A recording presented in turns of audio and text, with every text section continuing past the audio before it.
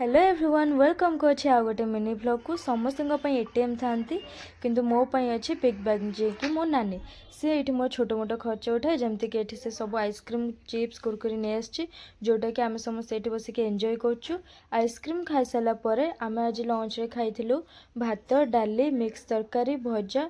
Lunch सारिबा पर आमे समस्त भाबिलु टिके बुलाबुली करिया पई जिवु त आमे बाहर की मो नानी मामा मो पळे आथिलु भीटू रे आसी कि पहुँचला पर आमे पळे आथिलु लेडीज सेक्शन जोठी कि ट्रेडिशनल वेयर कुर्ती बहुत भलो भलो कलेक्शन सब थिला। आपण निश्चिंत थरे विजिट करिवे। तापरे आमे मामार गोटे ड्रेस किनिके एठी किछि हैंडबैग्स देखुथिलु। मो दीदी को यहाँ पसंद आसला आ मते भी यहाँ बहुत पसंद आसला तो आम यहाँ आनिलु। छोट छुआ सेक्शन देखुन केते सुंदर सुंदर ड्रेस अच्छे। तापर आम बाहर के पळे आसलु भीटूरु। तापर आम आसलु टिके गुपचुप खायापे। गुपचुप खाई सारा पर आम सीधा पळेइलु मी अमूर को जोठी कि एते सुंदर सुंदर पेस्ट्री और केक देखिक मु तो पूरा कन्फ्यूज हो जाइली कोटा नेबी। तापर एते समय भाबिला परे मो पई मन पसंदर सब नहीं आसली तो आम सेठू बाहर के पळे आसलु टिके फल किनापे। एठी सब किना किनी सैला परे तापर घर को पळे आसलु।